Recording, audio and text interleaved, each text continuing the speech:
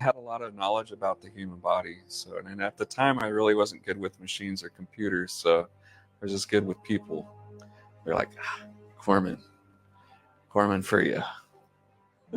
Little did I know I would be not on this ship. I'd be out in the middle of a desert.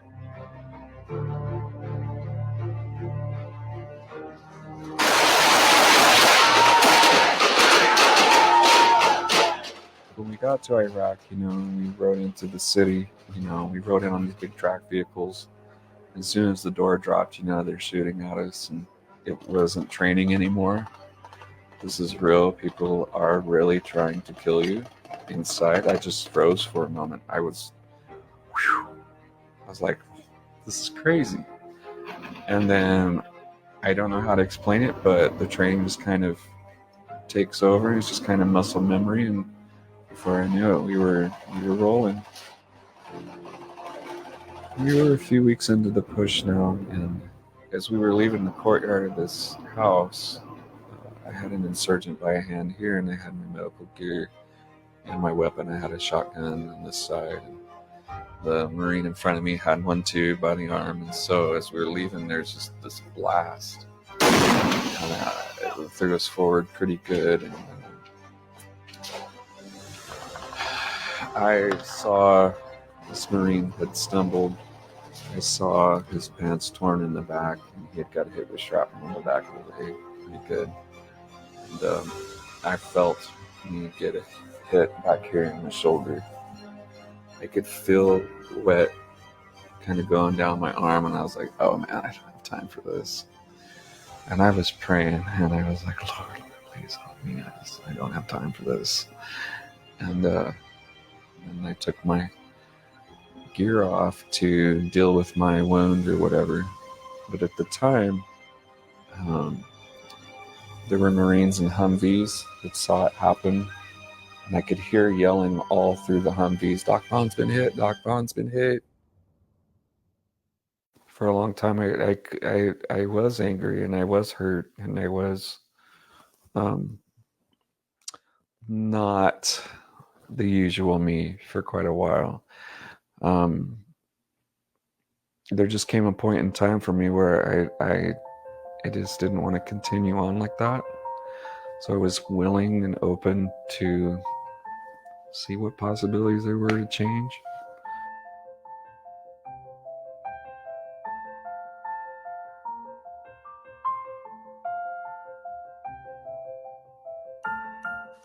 I always tell people in my art therapy classes when I teach, it's not about painting. This is about getting to communicate with yourself. So in that moment when I'm painting, or I'm in that, it's like the ultimate mindfulness exercise. So when I get into it, everything goes away, and I'm just there, and it's just me with my thoughts and the paint, and then I can express those feelings and emotions through it. I love being outside. I love to feel the grass. I love to feel the leaves. I love to feel the dirt, the sensations. I love to smell the air. I love to feel the rain, the sun. It's something I learned growing up. My mom would have me and my brother go outside and plant things, grow things. There's a lot of life lessons in that, planting things and watching them grow, and nurturing them, and a lot of balance to it. And as I find the balance in that, it balances me. The struggle of things is not what's hard for me. What is hard for me is the surrender. But understanding that it's not waving a white flag in like defeat. It's like a humble letting go of the things that aren't serving me well. And sometimes it's just acceptance.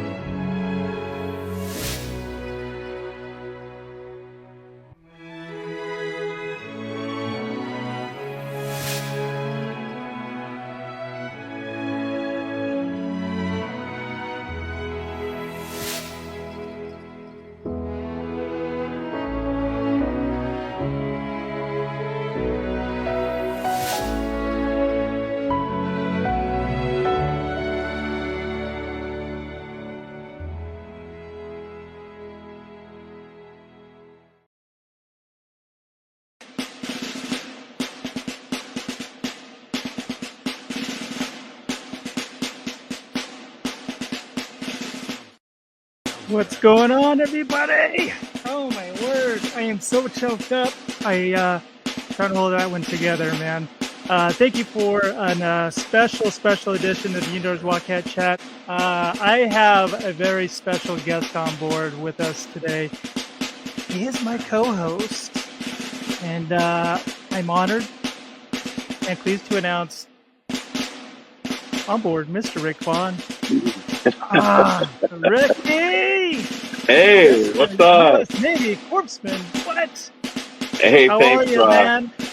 Rod, I gotta say that was absolutely. I gotta say, Rod, that was a really beautiful. I don't even know what you call it. Montage you put together there, and I never really realized, how many Taft High students, how many people we went to school with went off to the military after school.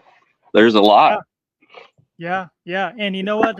For those of you watching out there, if it's now or later, I'm going to do this again for Veterans Day. And if you were missed, we want to put you in another video here soon, and so we can honor not only who I was able to find and they reached out, which luckily, but for those of you out there who want to be on board from Taft High that have served. And if they don't see it, maybe somebody can reach out to them and say, hey, give Rod your info and give them a enrollment pick and give them I just need your branch and what years you were in, and give me some pictures and we'll roll with it. So how are you this afternoon, Mr. Rick Vaughn? I got to tell you, looking forward to it.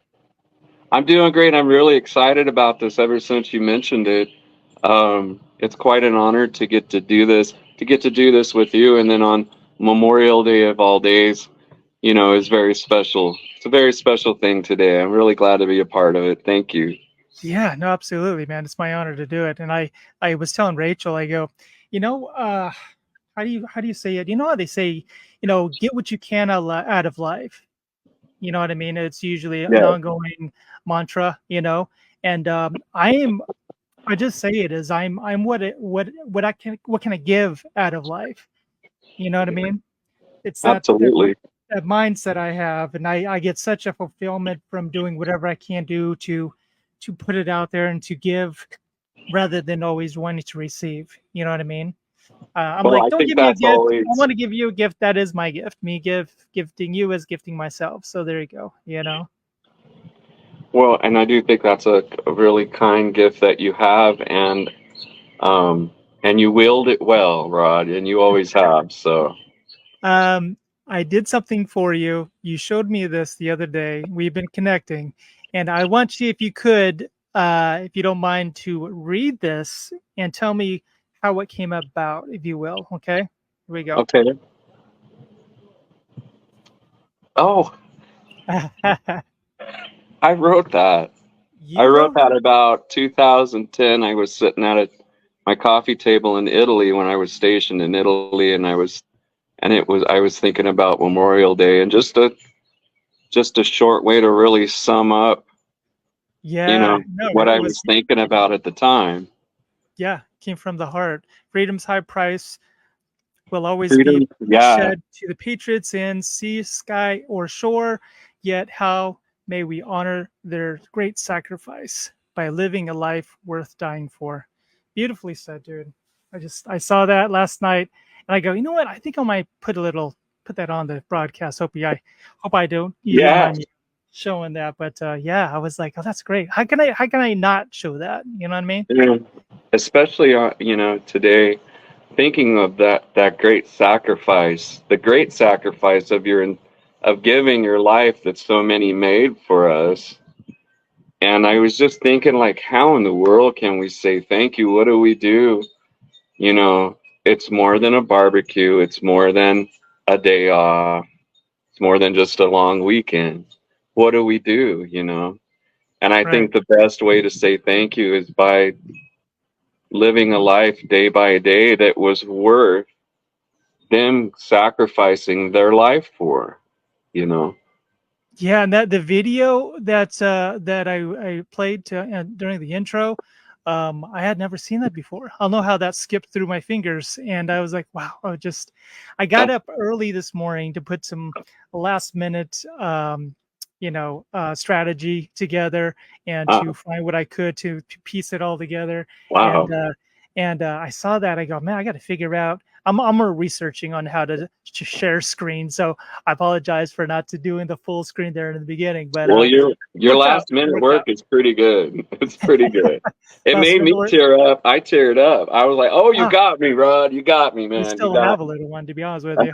I go, get together, breathe through your nose. We can get through this. It's really Hey, powerful. before we bring on our first guest, because we have people coming into the lounge, I wanted to say one thing before that actually is for those that are going to be watching out there, we are going to be doing like a Q&A, so feel free to comment below and ask any questions or just comment below, and I'll pull it Yeah. on.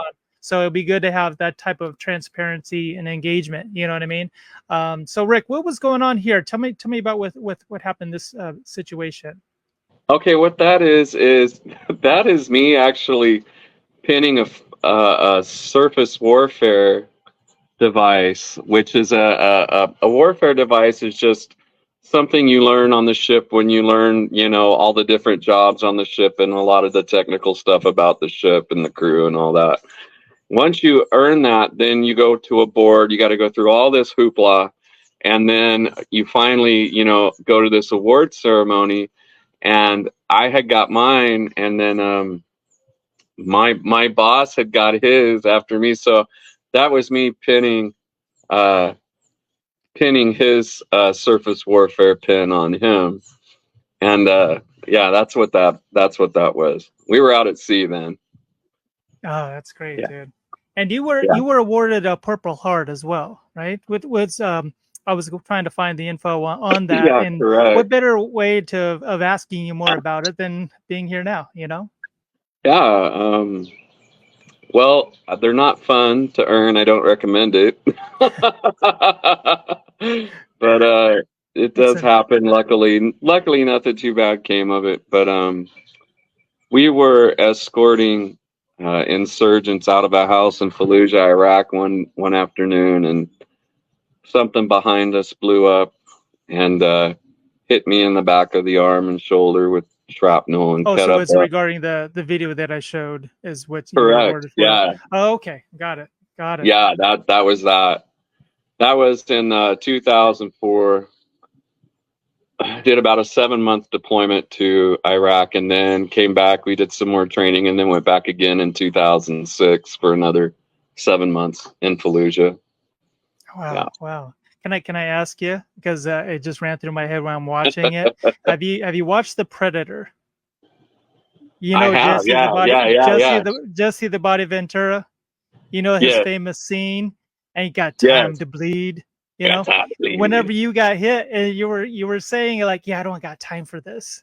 I don't. I was like, man. I got things to do. I can't like pull this grenade out of my back or Yeah, whatever. I was like, God, please help me, Lord. We got to Oh, take care of these guys. We can't be yeah. messing around with this. And he did. He helped me.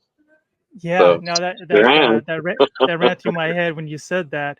If you didn't recognize Mr. Rick Vaught from high school, how much he loves me showing me these pictures. So blast from the past. That's back when we And, had hair. and then he's a sailor. You do have a rather Popeye-ish look to you with that neck. That if I was in jiu-jitsu class trying to get you to tap out, I think I would have put everything I had into it. You know what I mean? I was like, Yeah, I can't put my absolutely. arm around this neck. He's a Goliath man, Yeah, just a big old meathead, man. That's all there is to it. Nah. I built just like my dad. He's built like a silverback gorilla. So, Well, without any further ado, folks, we do have our first guest on board, Rick. I'm going to give him a little bit of an okay, intro music here. See what do else we it, have in store here. do it, do it.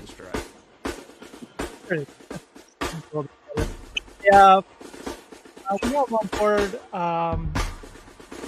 I think class of 94, I believe, if I'm not mistaken. He served from 94 to 2002. Oh, wow. Marines and Yes. Army National Guard, folks. I am honored to bring on board with us Rick Vaughn, Mr. Jeremiah Morris. Bam! Hey, Jeremiah. What's going on, Jeremiah? Guys? Welcome, man. Thanks, man. Thanks. You talk about making a guy feel like a pussy following that kind of show. Yeah. No, I No. bet you have your own thing going on. Everyone has their own story and situation. Absolutely. Man. Yeah, You know everybody does. That's good stuff, man. I'm glad you made it. Yeah, thank you. So you were in the Marines, Jeremiah? Yeah, so I joined the Marines right out of high school. Yeah. Was it right on the 94? Was it class of 94? Yeah, I was class of 94. So Okay. before the next school year started, I was already out. I was already gone. Okay. Wow, I know they don't waste any time snagging you up, do they? No, man. My recruiter was at my at the graduation with his little white gloved handout saying, "Give me that diploma."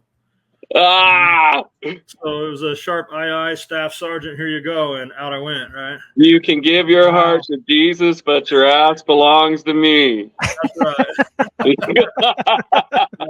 Yeah. So and that's that began a pretty formative time in my life, I guess I'd say. Oh yeah, you could say that. That's for sure. So what was the conversation like when you went back to the house and you talked to the parents and said, "Hey, I got this pamphlet." You know, how did that go down? Oh, that was the easy part, right? I was 17. My mom just said, "Yeah, yeah." If you're talking to me, that was the easy part. I just rolled back to the house. I said to my mom, "Hey, Dad's at work, and I need you to sign the stuff. I want to join. I'm not 18 yet." She's like, "Yeah, give me that." Didn't read it. Really? So you didn't even talk to Pops yet. You just went for it, huh? Yeah. Just but What a man! What a man! Wow. I knew I was gonna join the Marines when I was watching C-SPAN when I was a little guy watching Oliver North just tear everybody up. Right? Oh yeah. Oh gosh, what a mess! I knew I was going to be a Marine. Watching that guy sitting there in his Alpha. I remember that.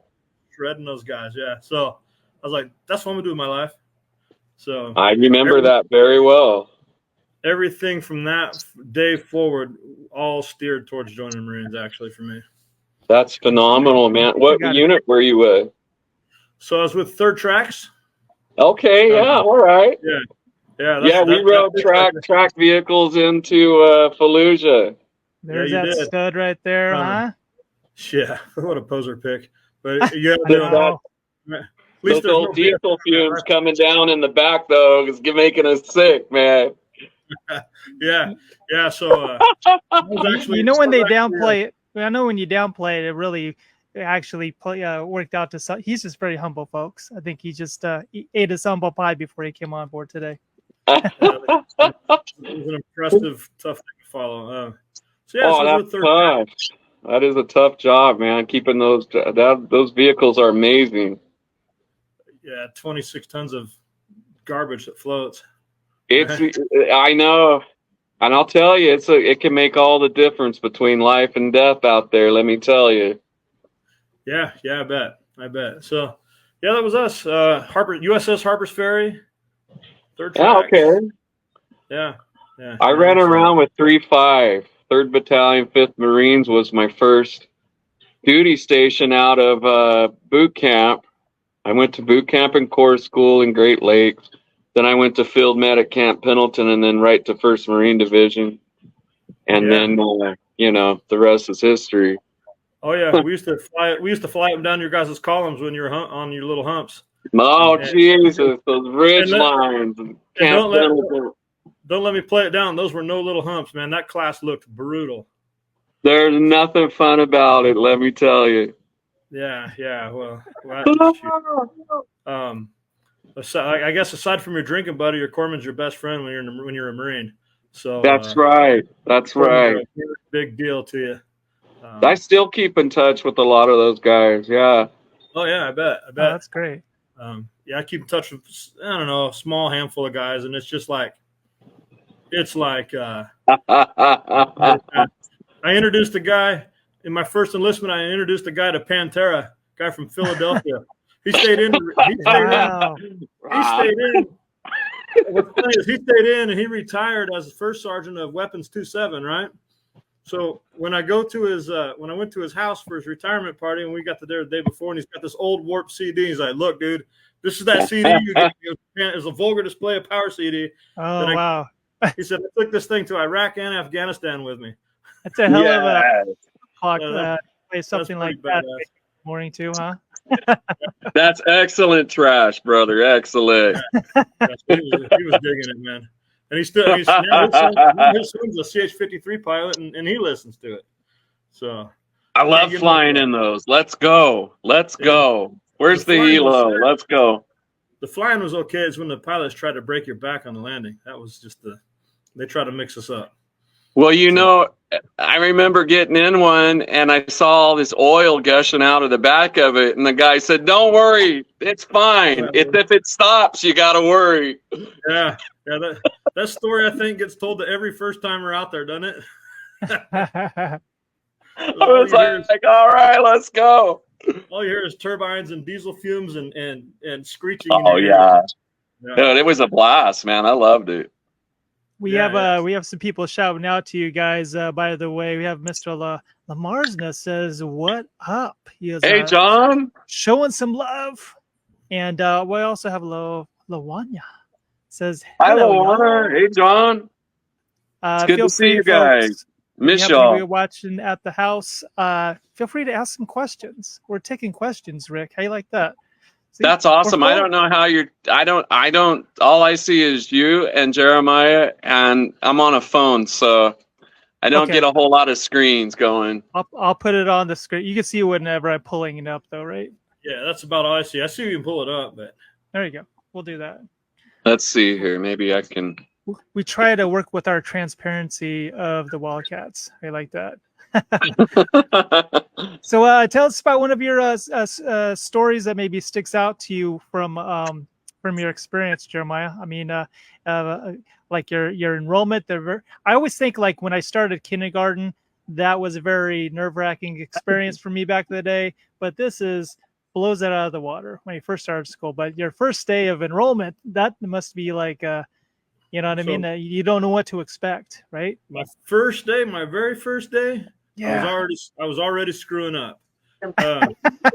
So the recruiter puts you on a bus in Bakersfield, and he sends you south, right? Going to MCRD San Diego, and then you get to the bus. The bus takes you to a bus station. You're supposed to call this number, but you got the slip of paper that says you have to check in before midnight. Well, I get there at like 4 p.m. I don't have to be anywhere till midnight. So me and the guy I went with, we just hung out in the bus station till like 11:45 before we called. And the drill instructor had to come pick us up in a van. We didn't make the regular bus with everybody else. And we got, pretty much labeled as underachievers from day one. That began my lesson in punctuality, right? And they're like, well, fuck me. Oh, God.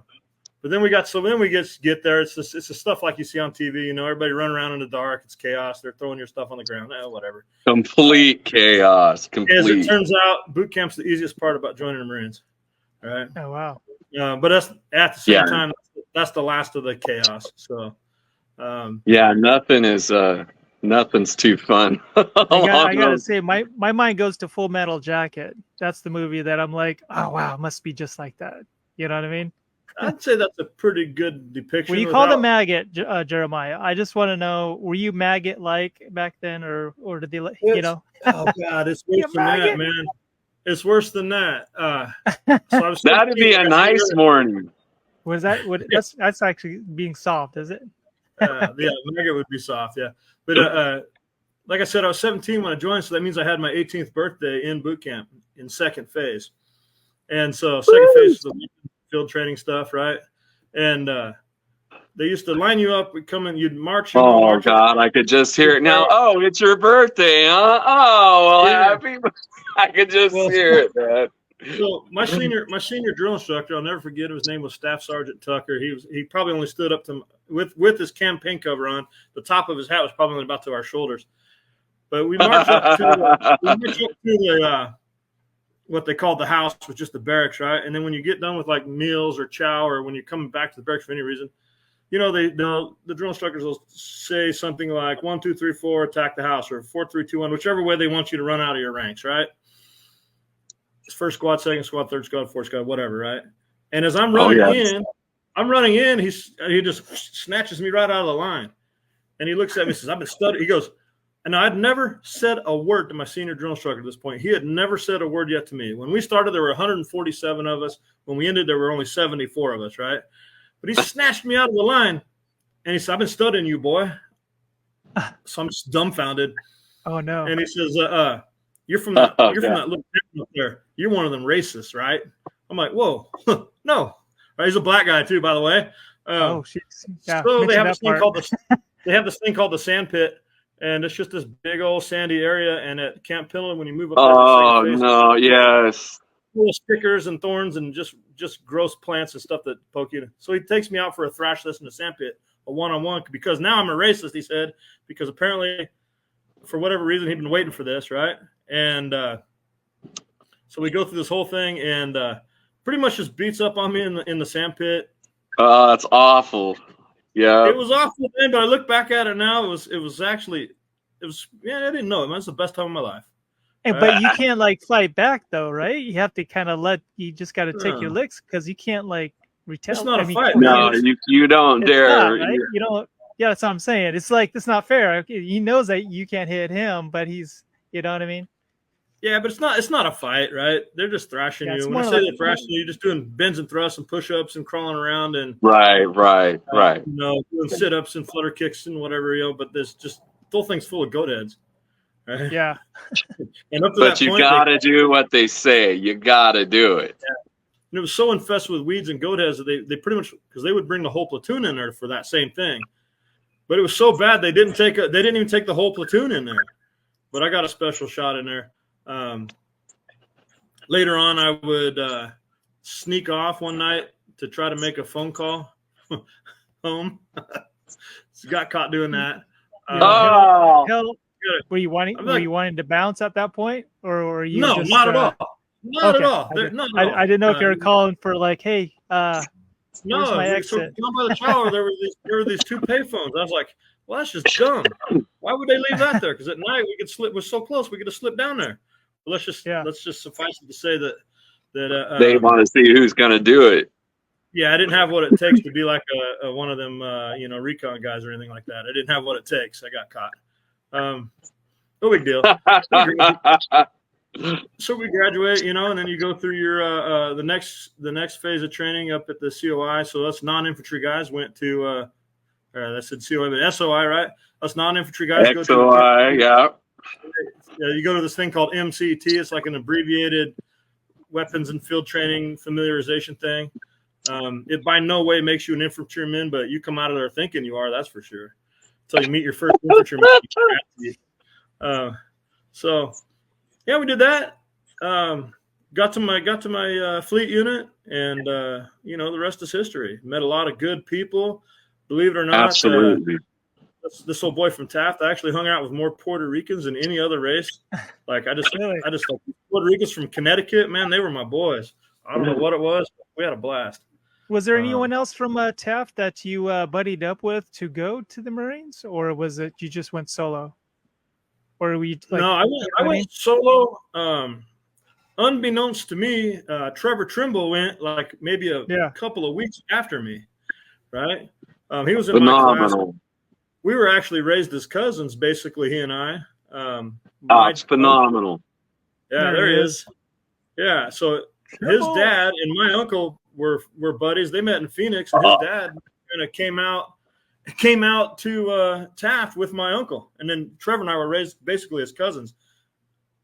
What's fun about that story is the house I'm sitting in right now is the old family house. This is the house that he first lived in when he got here. Oh my goodness! Oh wow! I'm in my family divorce house right now. So are you in Taft? So you are in Taft now? Yeah, I'm back in Taft. Yeah. Okay, gotcha. Yeah. That's all right. I'm going through a divorce, so we'll be even. We're good. Yeah, 28 years married, and then one day we just called it quits, right?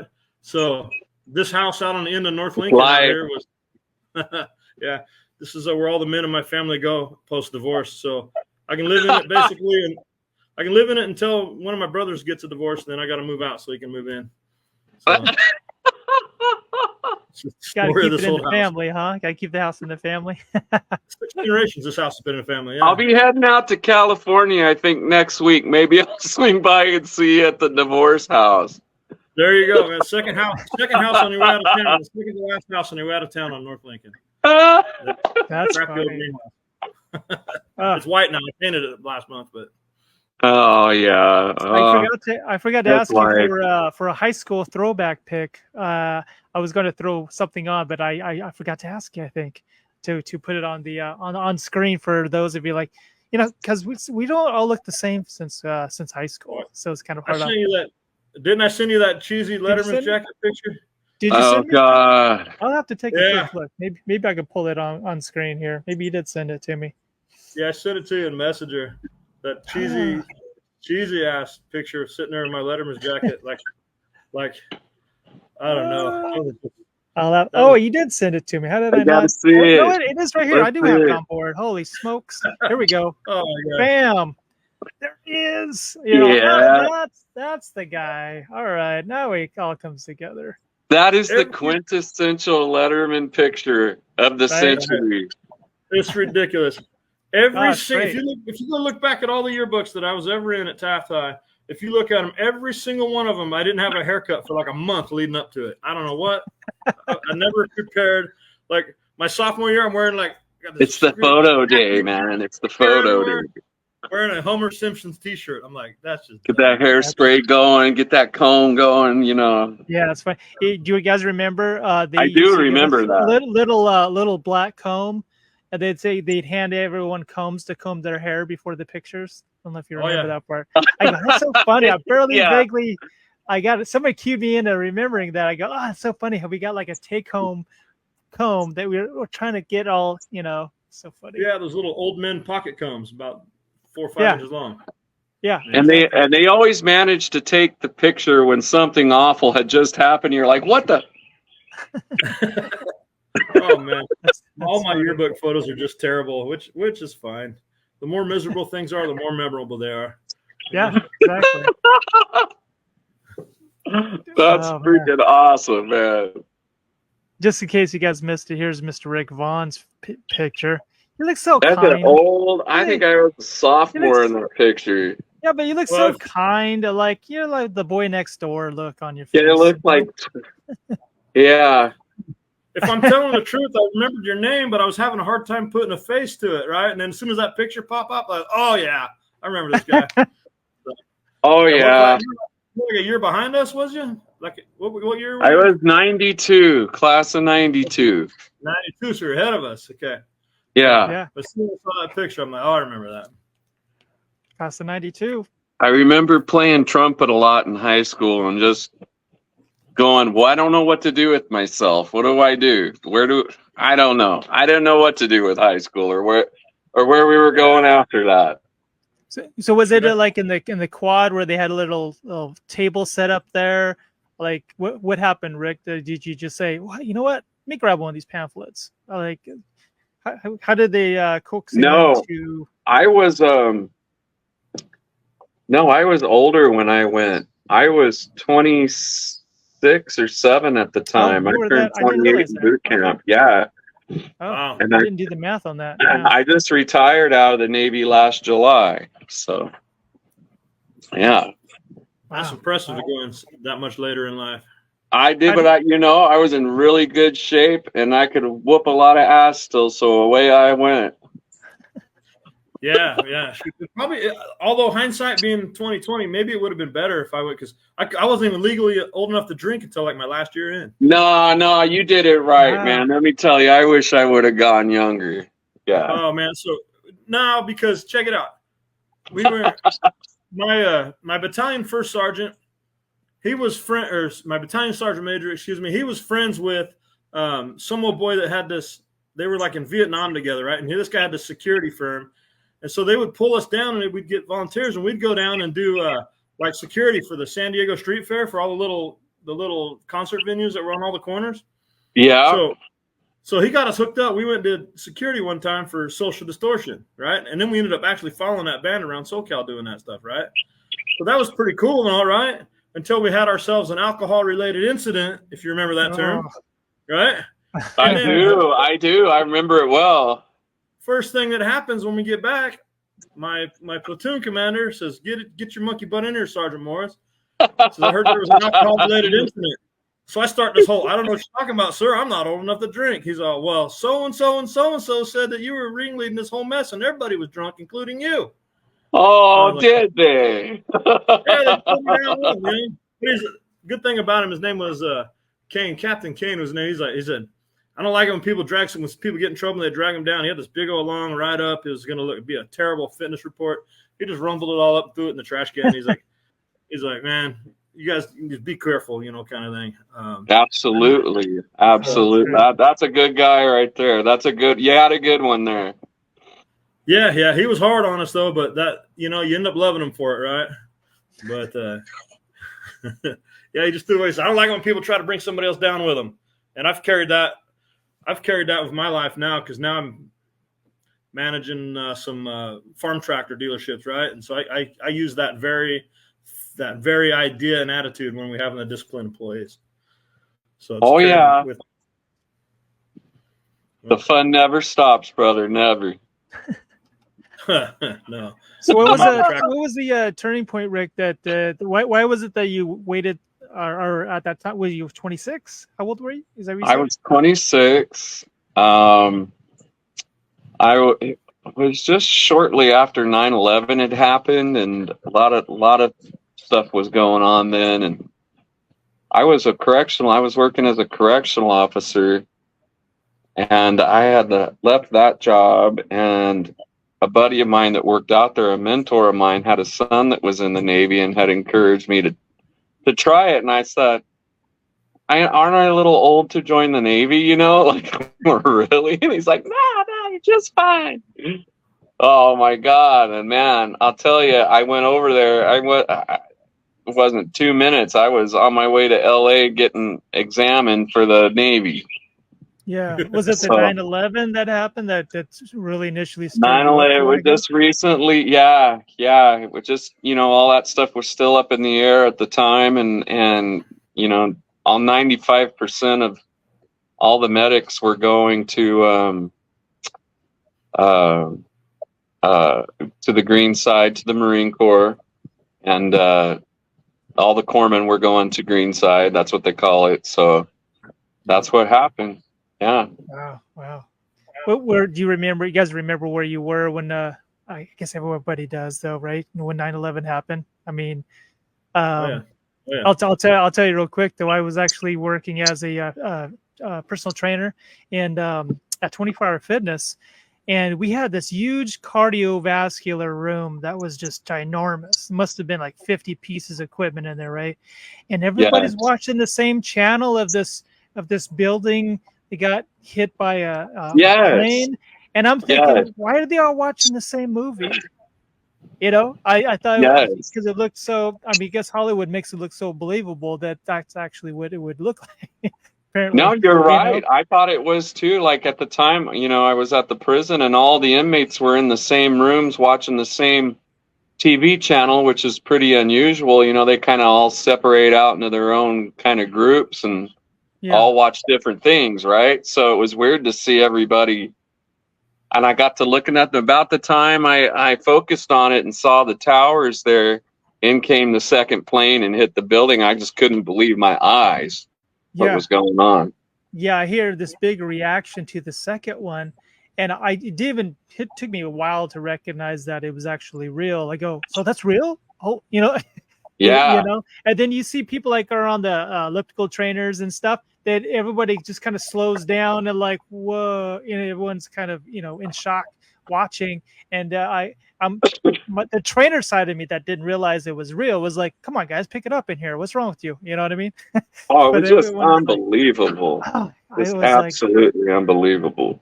Punch in the gut, punch in the heart at the same time. I tell you, I was like, oh my gosh. So where were you, Jeremiah, when everything went down? So I see. I was believe it or not, I was already working the job that I'm working now. So I'd gotten out of the Marines in '98 and joined the Army National Guard, the California Army National Guard. And that was during my reserve time. During that, and so the job that I'm in currently, I started out for this company in Wasco, right? So living in Wasco, California. Well, I was living in Shafter at the time, Shafter, California, for those who don't know. Yeah.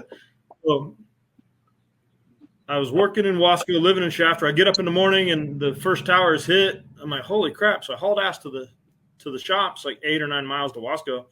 And I get there, the guys are already watching the TV in the break room. It was a little tiny black and white thing in the break room, with the rabbit ears on it and the dial. Oh, yeah. They had it on and they were watching that, and right about the time I got there, the second tower hits, or the second tower got hit. Yeah. Like, wow. And the guys all look at me and they're like, what does this mean? I said, I think somebody just pulled us into a war. It means everything's about to change. That's what that meant. Nothing will be the same again.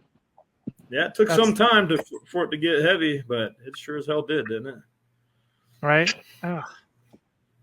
There's still stuff going on from that event, still.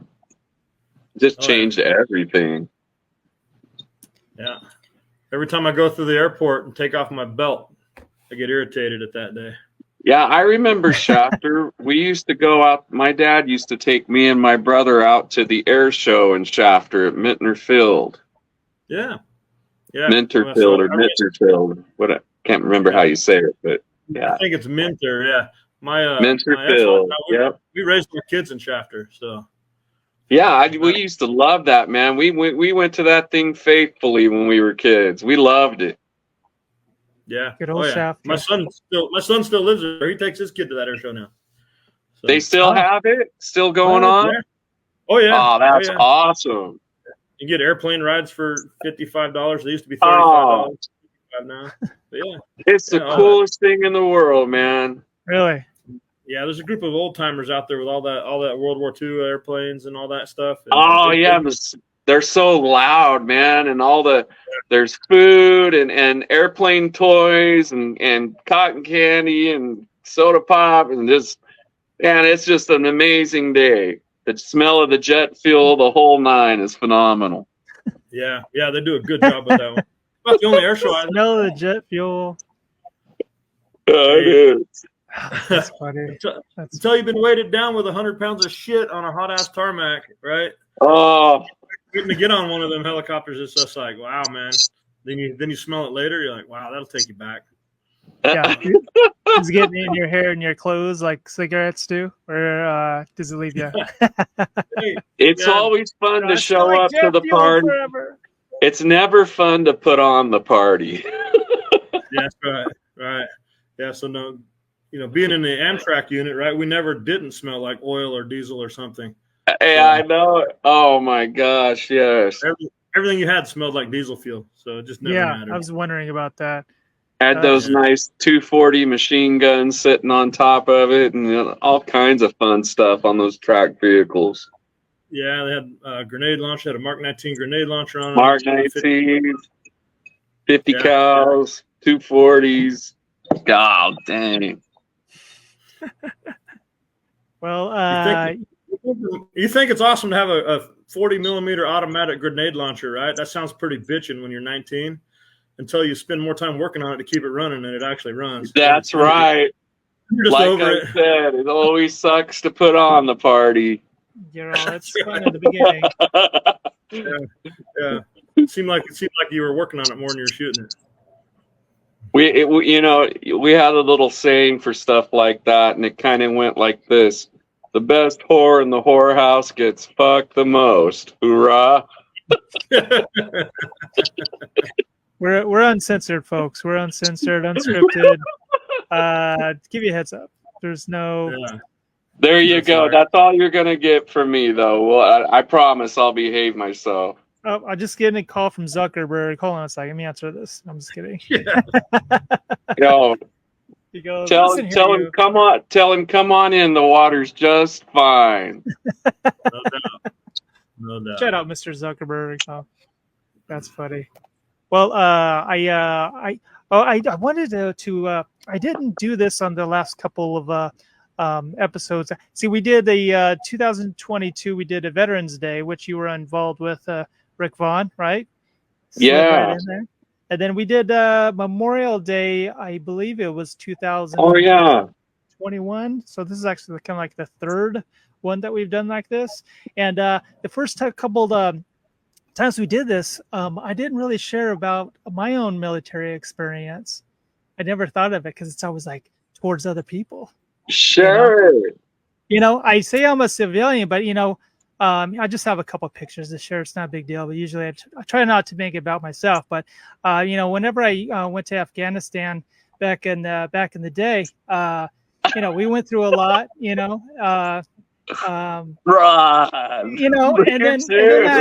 I changed my hair and my goodness, look at you. And and then I to be honest with you guys, I didn't get enough, and I wanted to go ahead and join the Coast Guard.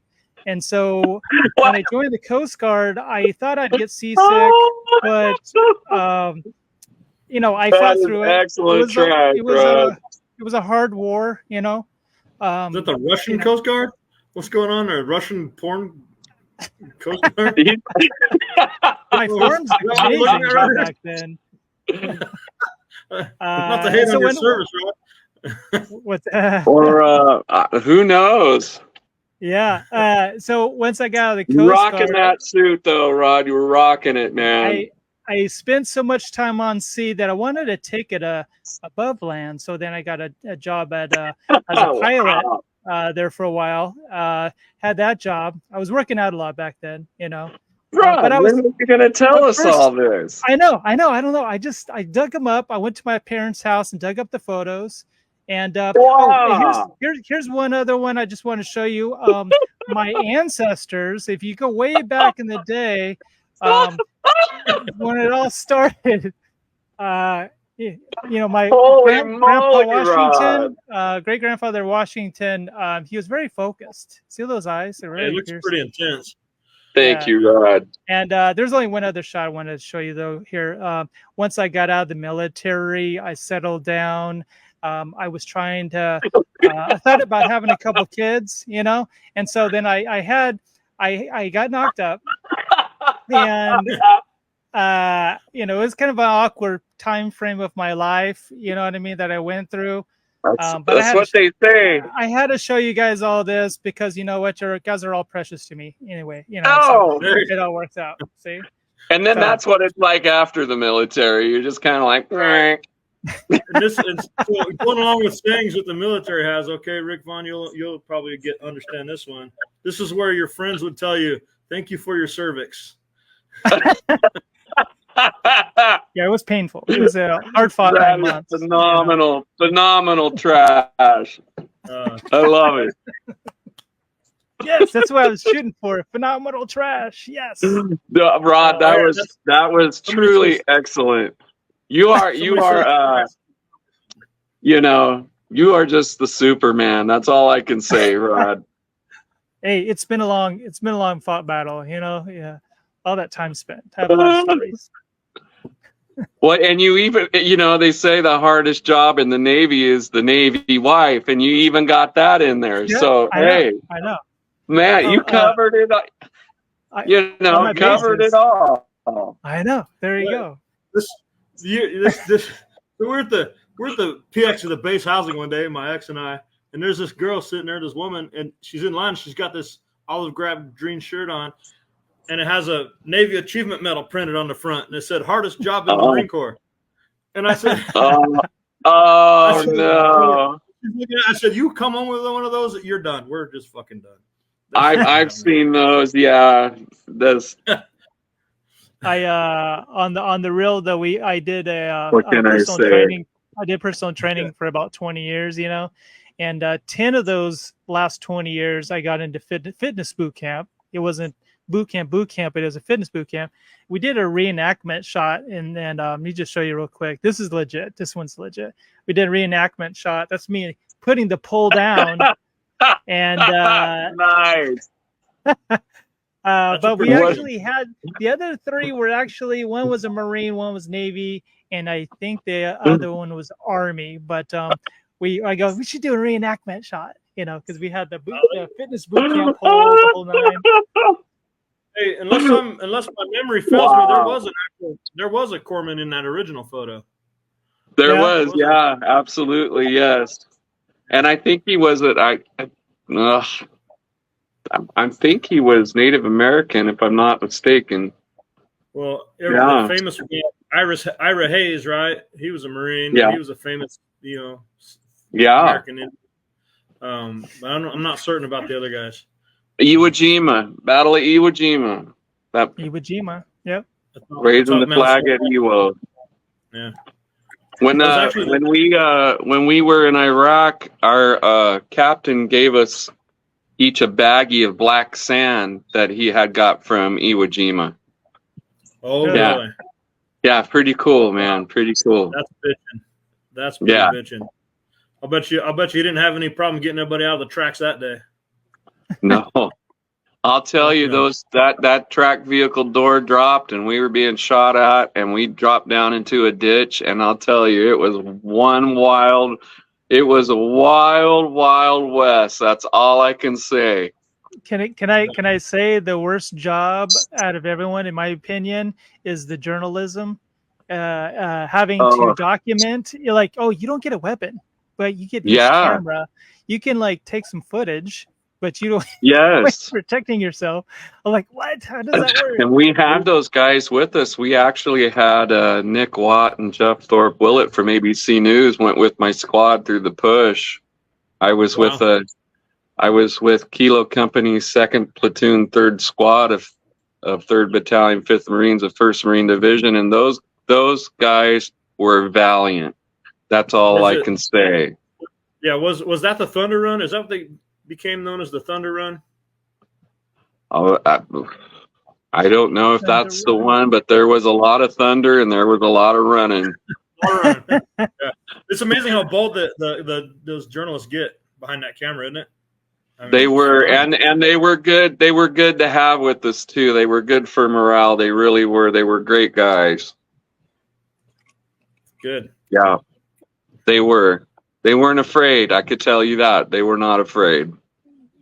Yeah, I think, you know what? It's because why? Because they were like, "Oh shit, we're with the Marines. We're good." Right? Yeah, you got my back. It's like a protect dog or something, huh? Yeah. Everybody else out there was saying the same thing. You run around with the Marines, you're not really scared of a whole lot, but they do get lucky. The enemy does get lucky, so you just got to watch out. But I've never been beat up more than my time in the Marine Corps. I've never lost more fistfights than the time when I was in the Marines. Ever in my life. I was never then, before, well, after, it's hard to fight if you're drunk. What would you fight over, though? How would it all go down? Oh, anything, man. Anything, huh? It could start out as typically it started out as shadow boxing, and I always hated. They could fight over that fan blowing in the background there. Yeah, one guy wants it higher, one guy wants it lower, and another guy's tired of hearing the first two argue about it. Yeah, I guess the tension and the just, you know what I mean? Everyone just wants to let loose of it on someone, I guess, No, well, some of it's that, and some of it, they're just nuttier than squirrel turds. That's all you can say. Yeah, when I was in school, these two guys were yelling at each other about being boots. They were calling each other boots, which is supposed to be a derogatory term for a new guy. And these two are yelling at each other, "Stop being a boot!" And this crusty old corporal, he looks back, he says, "Why ain't no fucking boot? You two shut the hell up!" And the fight was on. Doesn't take much. Here's a Trevor Trimble story I want to tell.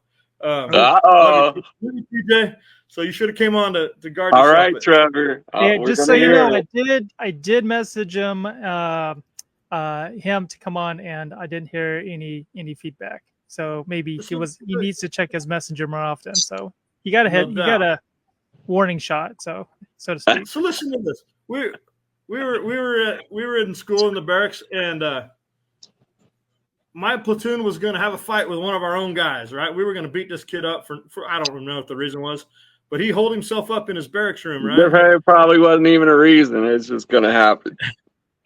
Could have been, right? We were going to get after this guy. And there was a whole bunch of us there, and we were at this guy's door yelling and screaming, but nobody wanted to be the guy to go inside his room because you knew that was like you were going to get in big. The fight was one thing, but going to somebody else's room was a bigger problem, right? So nobody really wanted to go in his room. And old Trevor Trimble, my buddy, he just rolls right up. We ain't even his platoon. This ain't even his guy. That's not his problem. It's nothing. He just rolls up and says, none of you pussies are going to fight him. I will. He just walks up and socks this guy right in the side of the What? Yeah, this poor bastard. You don't even know who he was. And then Trevor just walked off. Like just laid him out and walked away, huh? Oh, yeah, it was awesome. That's phenomenal. Phenomenal. You can't take what they say, the Taft. You can move away from Taft, but can't take the Taft out of the boy. How's that go? So, something close to that, yeah. Something like that. I forget how it goes. That's excellent trash, Trevor. Excellent. Yeah. Take the boy out of Taft, but not the Taft out of the boy. Maybe that's how it's better said. That's exactly true. It's in all of us, I guess. It must be in the water. It's true. It's true. Also, another quick shout out to Mr. Jerry Bird. He said he was going to jump on, but he's actually out hunting bears. So I remember Jerry's always a nice guy in school. Always nice guy. Hunting bears, though. I just saw something about bears just the other day of how you don't think of it, but how well they can swim, how fast they can run with power, and they can like go up a tree like a squirrel. Yeah, it's not really something you want to mess around with. Do you really want to go hunt bears? Really? Lisa, if you're doing it, you better be sober. I don't know. I was told if you're running from a bear, you got to run downhill because their back legs are longer and they'll trip on themselves. I think. Yeah. Or just juke because I'm sure they don't have the agility. Go left or right. Maybe that's a rhino. I don't know. It seems like you just got to outrun your hunting buddy, not really the bear. I think it's just one of those things. It doesn't matter how fast I run as long as I can run faster than you. Yeah. They can run like 30 miles an hour, though. They're fast. Yes, they are. They're extremely fast. They're nothing to mess around with. No. Yeah. Oh, and, man. It's not like a hog if they run you up a tree because they'll go right up a tree right after you. So. Yeah, we have a red-tailed hawk nest just the street over, and I spotted it and found out that there's like three little hawks in it, little baby hawks. I don't know what they call the baby hawks, but I'll just call it baby hawk. And now that was like a month ago. Now they're just getting almost fully grown. And I was talking to Rachel about it. I go, man, I guess animals don't have that in their mind, but when you if you haven't tried out your wings yet, wouldn't it be like, well, I hope these things work when you jump out, you know what I mean? But yeah, they did. I actually did this. They actually started levitating over the nest to see if it works. I go, oh, that's brilliant. I would have never even thought of that. I thought, oh, well, this is dive off, you know what I mean? But they're like levitating up and trying them out. Then they go back down. And you see them like elevating, kind of getting. Wow. Yeah, it's pretty fascinating. I was like, wow. Well, I imagine they're probably pretty protective. I mean, they just spend all that time and work getting those little suckers to hatch out. They probably don't want them, getting too crazy, too fast. Yeah. Nature's brutal. You think the military's brutal. Nature's brutal. Yeah. I always see like wars in the sky too, like birds attacking each other. And I'm like, man, there's like stuff going on all over the place. Another also quick shout out to Mr. Travis Baker. What? Baker Hutton. He switched. Yes, Mr. Hutton. Yes. Travis. Yes. Travis. And this is the Travis that I knew back in high school. He's, they're Brandon Smith and redoing the Red Hot Chili Peppers. Fantastical. That's funny. I don't know what possessed those guys to do that photo. I don't know if they'll do a reenactment of that or not nowadays, huh? We'll see. I was in photography class too, and I'm walking in the restroom. They're on the ground filming or getting a shot of that. I go, what are you guys doing, man? This is it's kind of a weird thing to walk into when in the restroom when they're on the ground, like looking at the camera like that. They were practicing their creativity. Yeah, it was very They creative. were being creative. I Back when you're all young and creative, got great ideas. Great ideas. They were being artistic. Yeah, we have some other. I was this close potentially getting Larry Brown on board too. I think he was in the video. I'll be doggone. I know. It's a nice shot. Is that Coach Brown, Larry Brown? That's Coach Brown right here. Coach Yes. Larry Brown. Coach Larry Brown. If you're watching out there, Mr. Brown, come on board. Yep, I always liked him. When you drive down that new freeway in Bakersfield, he's got like the original scoreboard in his backyard and a frozen mug sign and stuff. So when you drive down the freeway, you can see it back up to the new highway. I played baseball for the Frozen Mug as our sponsor back in the day. I played Babe Ruth with I was on a Frozen Mug Babe Ruth team. Oh, were you? Yeah. There you go. I don't know what. I can remember one day him and Rick Woodson were in a bright electric blue slug bug with hot pink and yellow stripes, and they drove that little slug bug through a tiny gap and hole in the wall at the high school and drove on through the college in it. That's funny. That gate that splits the campuses? Yeah, that one. Man, I thought that car was cool, man. I did. Here's a throwback of Brandon Smith's father right here as well.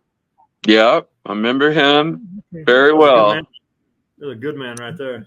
Yes, he was. I like was. The older shots here. Here's my stepdad. I threw him in here just in case it always looked up to him. Here's my stepdad, Bruce.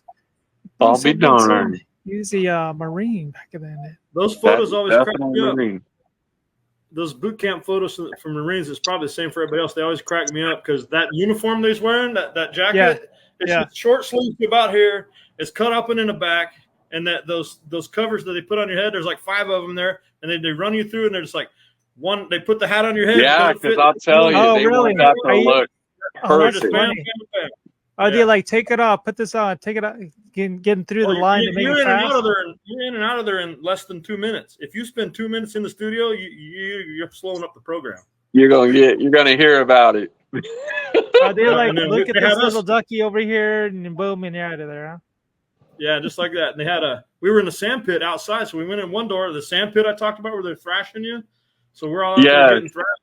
We're out there getting just trashed, doing bends and thrusts and sit-ups and all that, whatever.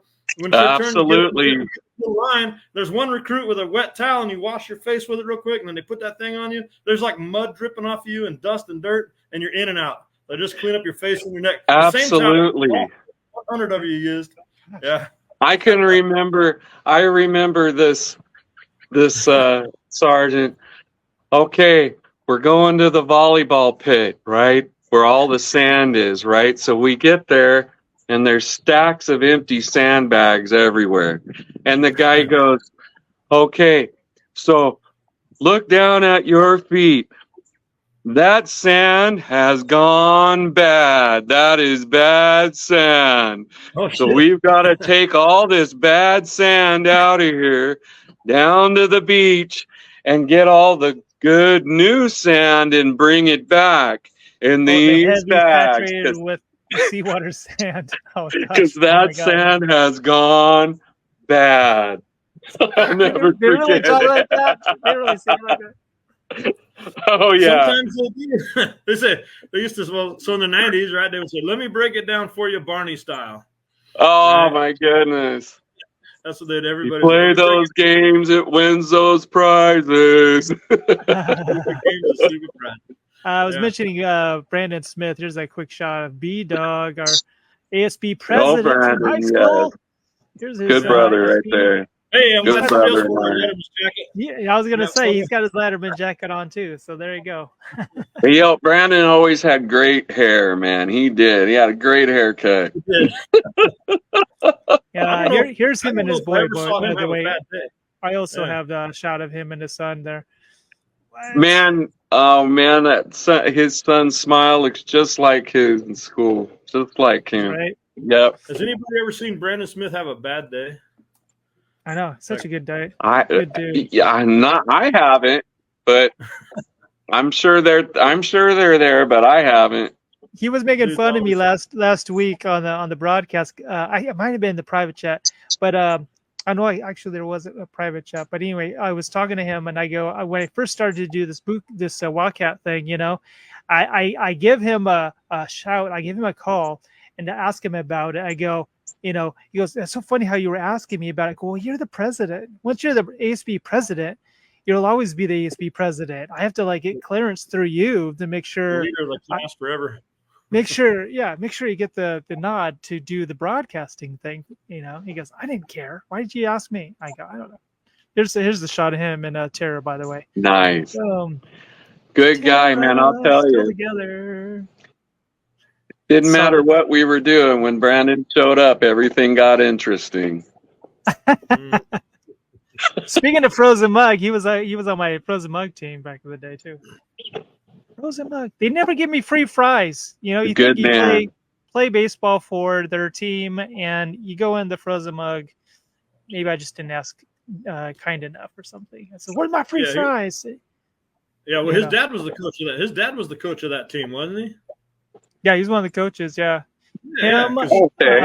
Mike Long's dad, if I remember correctly. You know. Yeah, I remember Mike. I'll never forget it. Mr. Smith's over there giving the whole baseball codes stuff, right? And he's sending signals to the runner on first base. And Jimmy Walsh has it pegged, man. He's just telling everybody what he's calling. He's all, "Never mind, he just called it off." And I was like, "Dang, this guy."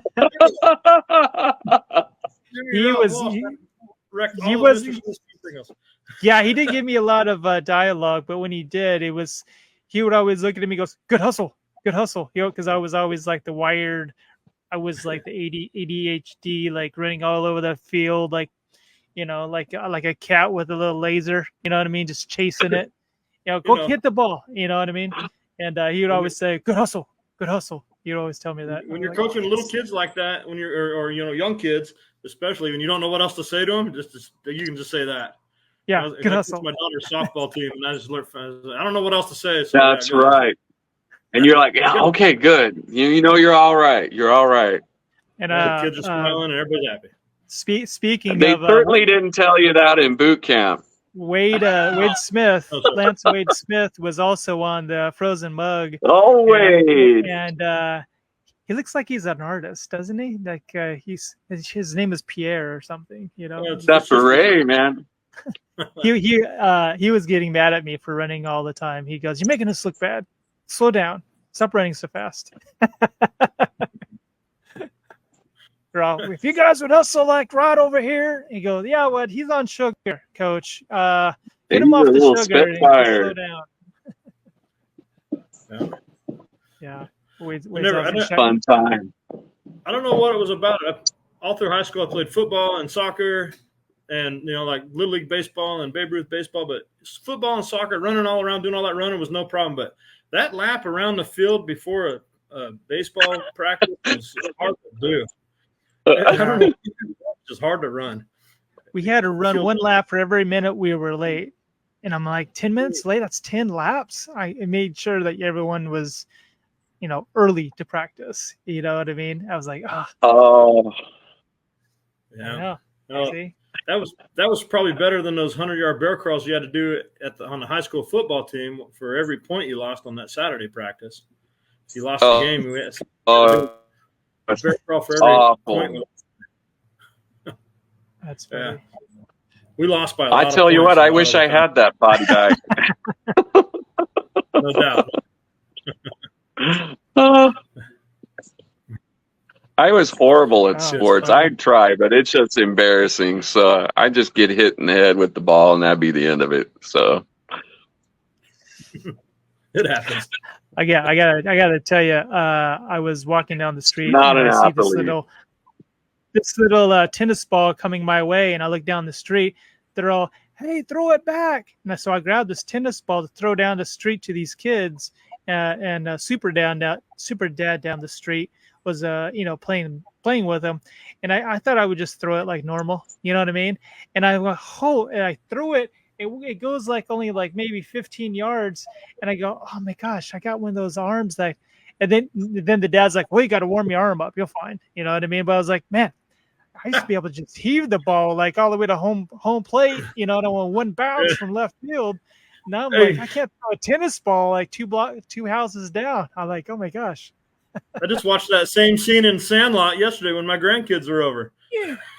Where he gets the ball. I'm like, you need an adult Benny, Rod. That's what you need. I can still do that, but I don't dare throw anything. Yeah. I need to throw not at all or more often. I think I'm right there in the middle. It's a danger zone, I guess. Well, I just stopped doing jiu-jitsu about a year ago. Probably when I was doing that. Yeah, my shoulders were probably in better shape a year ago, and I probably could have done it. But now I'd be doing what you did, probably. Yeah. What belt were you? So I'm blue belt. Oh, there you go. When I took this job, that's fantastic. Yeah, it's a lot of fun. I was probably 6 months away from purple, maybe. But you know, jiu-jitsu is, you never say that because then your coach hears it. That's exactly where I'm at, a 4-stripe blue belt. That's funny. Yeah. But I took this job, and so I don't make it to the gym near like I did. But. Oh, I used to love it, man. I used to get such a rush like on my way going to class. You know what I mean? It was insane. Yeah. I used to be a big Anderson Silva fan whenever he was in the UFC. He was fighting, and that Ain't No Sunshine entrance song that he would do play for from DMX. Doom, doom, doom, doom. I'd play that right before I get in there. And it would just give me a so like amped of right before I got into class. I was like, oh. Yeah, I went into class one day and Julio Franco walked in behind me. He's a purple belt. Really? I'm the one who got him into jiu-jitsu. That's so funny. Yeah, he was wearing a purple belt.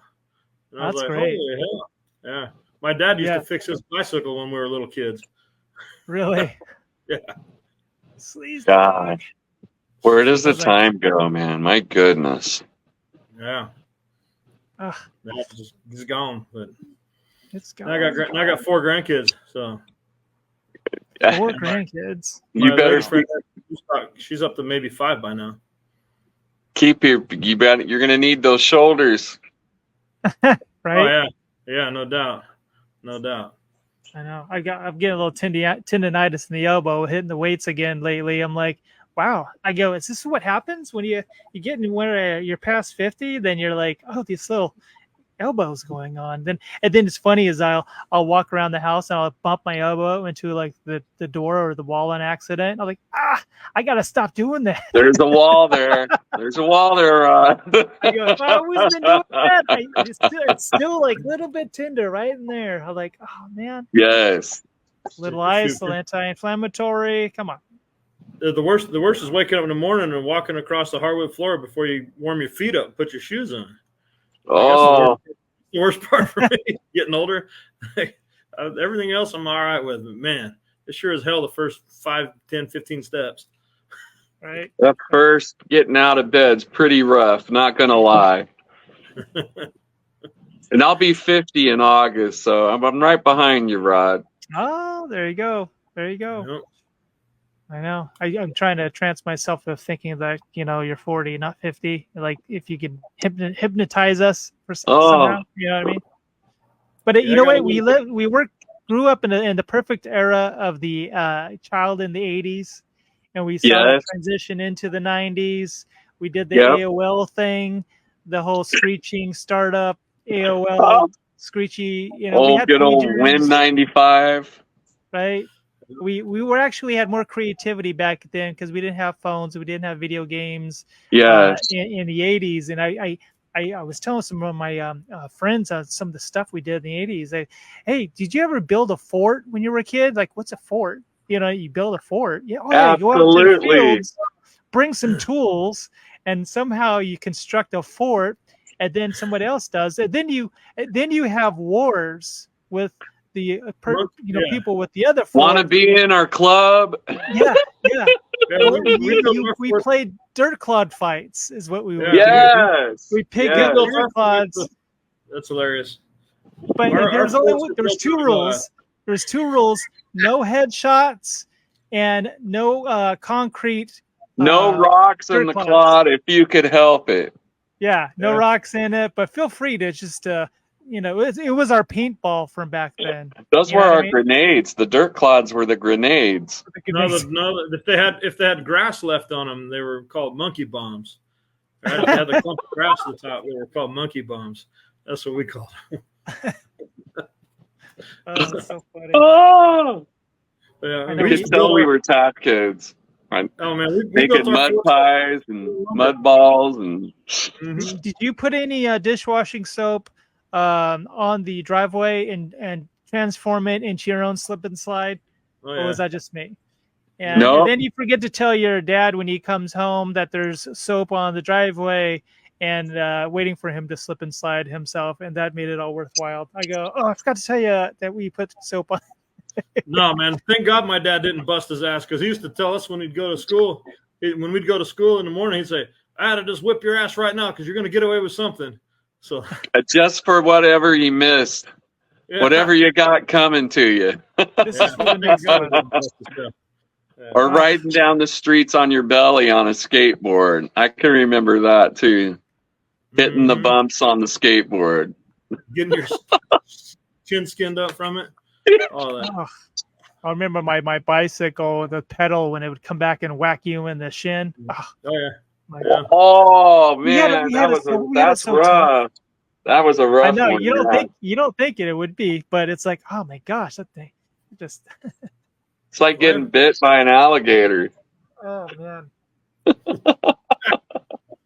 Yeah, right. Did you guys play what was it? What's it called? Heads up. No, what's the thing where you throw the ball against the wall and then you got to throw it at the person? We called it butt warmer. We called it butt warmer. Butt warmer. That was it. Yeah. And then if you missed it 3 different occasions, you had to stand with your hands against the wall. Yeah. Just stick your butt out. They would form a line, and everybody gets to throw a ball to see if they can stick you. And then once it hits a cheek really hard, the whole crowd of whoever was playing would go, "Ooh, yeah, oh, that's a good one." And then you lift your shorts up to see if there was like this eclipse there or not. You know what I mean? Oh yeah, yeah. There was so much random stuff we played back then, but they were very economical. You know, you didn't have. Remember the goat head stickers, the enemy of every bicycle in town. Yeah, and then you got to walk barefoot because you're not wearing shoes to get out of there. Like, it's awful. Come and help me! Someone pick me up and get me out of here. I can't move. Anyway, that's what I did. Anyway, save me. We used in the summertime. We would walk down from the house on Philippine Street down to the natatorium with our little TGNY flippy flops that didn't last. So then where'd you live at on Philippine Street? I lived on Philippine Street too. Oh, there you go. So I can remember we lived on 414 Philippine Street. I remember that. Yeah, I was at 333. And we'd walk. Okay. When the flippy flops bit the dust, you'd stand on the edge of your towel, right? And by the time you got down there, the half of the towel was just ruined. Oh yeah. That's a long ways to go, and then you got to come back. Jesus, we would be 7 or 8 years old doing that whole trip by ourselves, and like nobody gave it a second thought. We'd have to. And you had to thank God for the Circle K, where you could get a Coke and a candy bar and some chips or something. That's what I was just getting ready to say. We never went around that cement foundation with all the broken glass. We always walked across it. I think that's still there. It is. My mom still lives in that house up there. And so I go up there. I'll be doggone. Yeah, and then I'll go up there, and there's still glass just glistening all over that foundation. Kids walking across the middle of it, and I'm like, yeah, nothing's changed. No. That guy, I think, did put a fence up on one end so you can't jump off of that. You know, it was like maybe 3 foot high, almost like a loading dock on that one side. Yeah, I do. I remember that very well right there. Yep. there's a chain link temporary fence there, so now you can't just jump. Yeah. off. Yeah. You I'll can't be escape. darned. Yeah, I heard Taft High School is very restricted nowadays, and you can't like Is really it? get off campus. There's like, yeah, I need to go back there to see what it's like over there. There's a wrought iron gate around the whole mess. Well, Yeah, it's yeah, they had some pretty wild stuff go on there. And you can't like it's- just jump off campus for lunch. You've got to like strategize it, I guess. I don't even know what they do. Yeah, I don't know. You gotta get a note from the parents or something. I don't know, man. Weird to go. So anyway, well, guys, I guess we had quite a few that were on the fence of being able to make it, and you know what? Sometimes it doesn't work out to where as many That's people okay. pop on, but it was it's always nice to. It was great that you jumped in though, Jeremiah. We would have even had a guest today, huh? See? Yeah, right. Good to meet thanks. you. Yeah, you were one of our only fans actually watched this thing in Taft. I'm a raving lunatic about this thing, man. It's hilarious. It is. I love it. It's excellent. Although the YouTube channel's all out of order, right? So that's kind of first world problems, right? So I don't know. I don't know how to fix that. This is quality program right here. Quality children's program. Right. Yeah, that's right.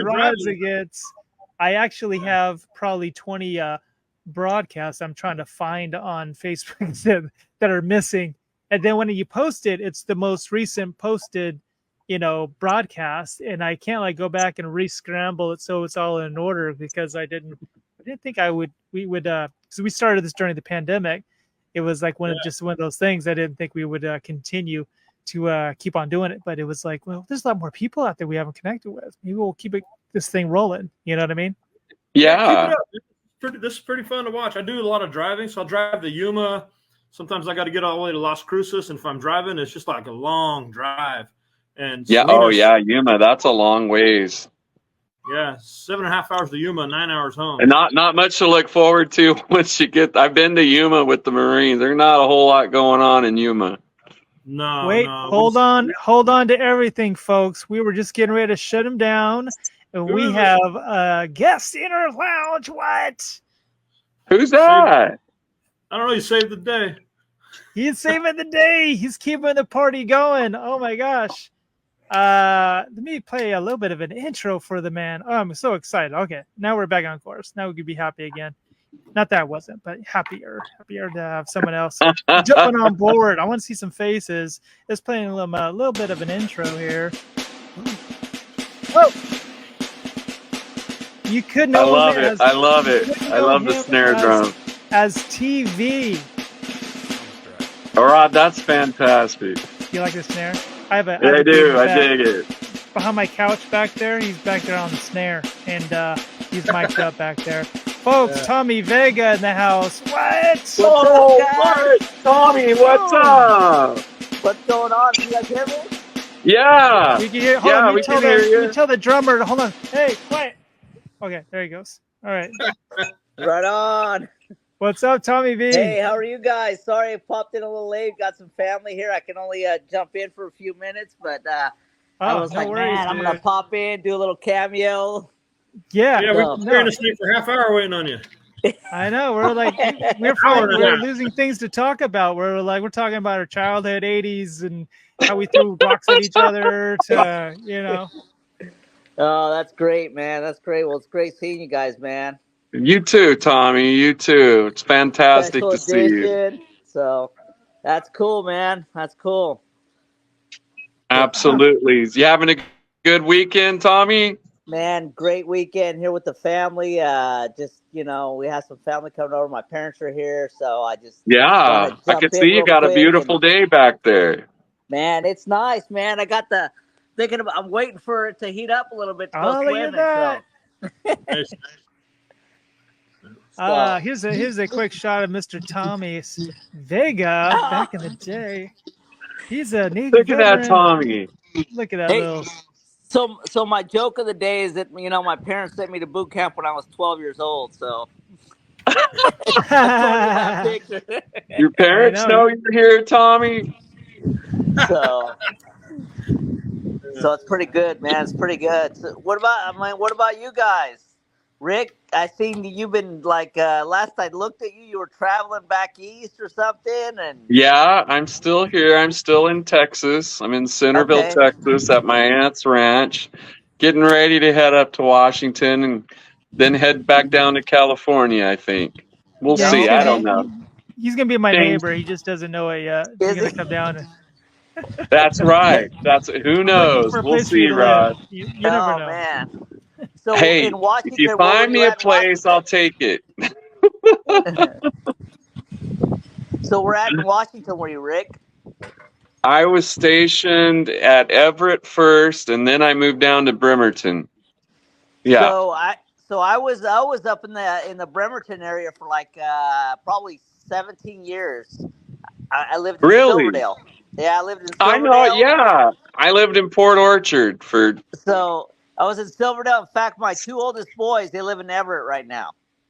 Yeah. I was stationed there at Everett on a frigate there when I came back from overseas in Italy, and I went to Italy right after Iraq. So that's kind of how that went. Oh, okay, Wow. That's cool. That's cool. Then I went to Everett, and then went from the ship to the clinic and ran medical there, and then I went to work at the hospital as a drug and alcohol counselor. Okay. Yeah.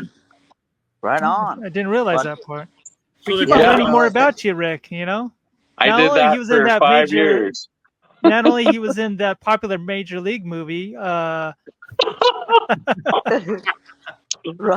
You Go guys didn't ahead, realize Wild that. Thing. I just need the Wild Thing over haircut. here. I know. Hey, Huh? I'd You take need it the all day if I glasses, could have the you know? hair.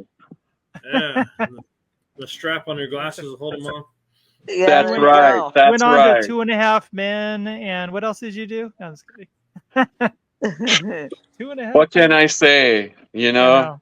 You've been all over the place. You know. I don't know. Not like you though, Rod. From the Potomac River to I know. Did you see that, Tommy? I'm a world traveler. how many seen miles that, in the man. in I the seen sky? that. You I was know. like, Or you what?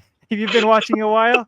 These guys are drowning. I need to go back on and liven it up a little bit, huh? Yeah, that was a good move, Tommy. Thanks. yeah. Thanks, sir. Thanks. He got a life preserver. He just throws out there. Here we go. Right. So Tommy, what did you do? What'd you do up there with the Navy? What was your rate? Your job? I was an ET on a Okay. navigation ET on a submarine. Oh my God! You were with the sub community. I was with the subs. Yep. Okay, got it. What does an ET do? So right after high school, I went to boot camp in Great Mistakes. Yeah. Then I went to Connecticut for about 2 years for school. Went to Groton. Man, that was an eye opener, man. I remember one time I had to go stand at duty, right, and it was midnight, and it was the first time I'd ever seen snow, and it was like probably 2 feet of foot and a half of snow, and I had to walk. I'm like, what the hell is this? So. Well, I thought it was just on TV.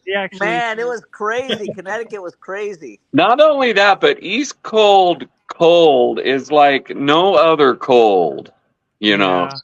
Man, and you know what? The people are different there. The people are very like, West Coast is more kicked back. East Coast is more of like, you go to order to the restaurant, and you're not ready. You know how here it's like, well, I think I'll take that over there. It's like, hey, get out of line, and when you're ready, get back in line. It's like, oh yeah, very like, not very hospitable, huh? Get off, yeah. Quick shout out from Miss Toya Hacker Rivers. Nice. Hi Toya. Toya. Hey Toya. Welcome. Yeah, I lived in New Hampshire for about 9 months. And man, that was the biggest weather transformation ever. And they were joking there because they said this is like the coldest winter in the last 20 years that you happen to, It was funny as I would park my car. I would go train for like quite a few hours at the Fort Smith Athletic Club as a personal trainer. Yeah. Then I would go out and I'd forget where I parked my car. Right. And so all the cars have snow. You can't see any of the cars. So then it happened a couple of different occasions. I had to go see the form of the car to see if is this it. I don't even remember what I parked. Only did that a couple times until I had to park at the same spot every day. So lose my car and grab my my driver's license, and I would on the windshield trying to. Oh yeah, the old driver's license. Yeah. Yeah, but the trick is to start the car. Then go back inside, make your coffee, have breakfast, and then go back out. And just cancel the trip. Right? Yeah, an hour goes by. Yeah, and then you get home and you've got to like grab the shovel just to make room in the driveway just to park the car. It's such a exhausting thing, you know. I remember that winter in Chicago was pretty rough. Winter in Chicago was pretty rough. Yeah, I think the only positive of Washington is when it did snow, it usually followed by rain, and it would kind of wash everything out, you know. And so that was a plus about living in Washington. So it would have been a better job to have a snowblower. You would have made the big money there. For sure. Shout out Leone. Hello, Leone. Good to see you too. What? Yeah, they were getting you ready for the Pac Northwest because it's not exactly I wouldn't say the Pac Northwest was the friendliest place in the world either. Oh man. Just saying. Definitely different. Yeah, I mean, I thought I was going to finish up there, man. I was like 19 years up there, and then I just decided to move back to California. So, right on. Where are you now in California? So I'm back I'm out right outside Taft. So I live by the BV golf course out here. Oh, yeah, Valley Acres. Where are you? Yeah. You know, right. Actually, you pass Valley Acres, and then you pass Dustin Acres, and right before you go over the hill, there's a road that you turn, and there's a golf course out here. Yes, there is. Yes, there is. A nice one too. It's really nice. So there's about probably 50 houses out here, and that's where I live. So it's pretty nice, pretty kickback, quiet. Yeah, that's awesome, man. It's nice out there. It's really good. People really actually go on the lake anymore. They go on the lake. There's a lot of people boating around there still. There's a lot of water in the lake. There's water still, and human body parts. I think last year they found oh my god, or something like that. Oh my god! Oh my gosh! Yeah. Oh, I think that's an ankle bone. Yeah, they found like a car in there. You know, it's just crazy. Oh my god! They found bodies that they've been searching for years. And yeah, exactly. So oh didn't they find that car like a week or two or maybe a month after that big festival? Yeah, they did. Yeah, they have the it's called Lightning in a Bottle Festival. Like sounds like maybe alcohol was involved. That's all I can say. So like whatever happens in the lake stays at the lake during that. You know, man. There it is. There it is. So did you? Well, you were in that service 12 years, right? Yeah, 12 years. Absolutely.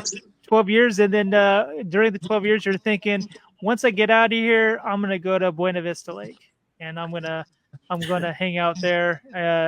Was that your aspirations? How did you get there? How did you land? It was a family, or what happened? Yeah, it was more family, right? So basically, man, I was up there 19 years. I went through a divorce, and then I just kind of needed like a crazy what divorce does for you, right? So you gotta get rooted. Yeah, sounds like the theme on the panel tonight. It definitely sets a course. Yeah. You know what they say: love is grand, but divorce is $100,000. So just remember. But when was that coined? Because I think it's more than $100,000 now. So yeah. Oh, it's funny stuff. That's what it's caused funny me to move stuff. back over here. You know, I got remarried, right? I got remarried back up there. My wife's from Mexico, and so we were just up there 2 years, and we just came back to Cali over here. My parents were here. My girls, I mean, I think I've been here since 2012.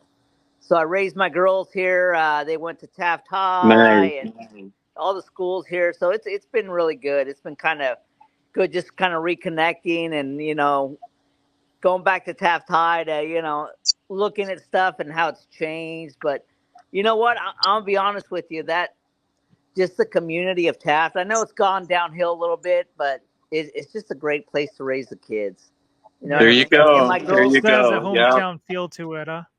yeah, my girls have So succeeded really good too. You know, out here they've gotten scholarships, and then and then they have the Oil Academy program. So they're doing Good. really good. Good. So you went into the Navy right after high school, right? Yeah, absolutely, Rod. So look, I think I was in boot camp June 22nd. So Wow. I just Like a look. couple weeks after graduation, then. My thing was I'm gonna get out of Taft and I'm never coming back. That was the thing. Right. You So forgot to knock on a 17 door. days after I graduated, and y'all know that my parents were real strict, and it was like my curfew was real strict, so that's why I didn't get to get out much. So to me, it was just like, hey, I'm gonna on my 17th birthday, I signed up to go to the Navy. I was, hey, I'm gonna leave as soon as I graduate, and I did, and but man, I just came back. I mean, I just love the community. I love it here. You know what I mean? I know people say, man, it's a shithole or whatever, but it's just home to me, man. I'm so close to the beach, to the mountains, I had fun growing up there. It was fun. I love it. I love it. It's a I great think place. it's about the relations. It's about the people, and our high school. It felt like it was a second family. You know what I mean? Yeah. Yeah. We had much more of a connection than I think that there is nowadays. That the kids don't have as much of that. You know, I was talking to trying to think of what classmate it was. It was like, why are you going on this class? Why are you going on this chat thing, reconnecting? You know what I mean? Why don't you just move on, or you have other friends now? But I don't know. There's just something you have so much of a history within that 4-year period, seeing everybody every day and have class every day, meeting in the quad, going to sporting events, you know what I mean, dances, all that time and experience, and it felt like it was 10 years when it was really only like a 4-year small window. You know what I mean? Absolutely. Hey, so Rod, that was just based on that 4-year experience that Taft High was just like, that's what wanted me to bring my kids to raise them here. It's like, man, if I experienced such goodness here in these 4 years and how good it was and all that, I said, I think I feel comfortable and I feel good bringing them to Taft to grow up and raise them here. No, I hear you. That's why I ended up in Taft, because my mom graduated from Taft High. Okay. She graduated in 70, I think 70, something like that. No, it's 72. She graduated in 72, and I think I have him in my queue here. Where'd he go? I get a Coke. Getting a go. Get thirsty. I needed a Coke. Here's my grandfather right here. He was also in the Navy, guys. I didn't even tell you about that. Oh, nice. He's the one right in the center. He went to Taft High. Okay. And that's my he looks just like you. Uncle Paul, Uncle David as well. I'll be darned. Yeah, there you go.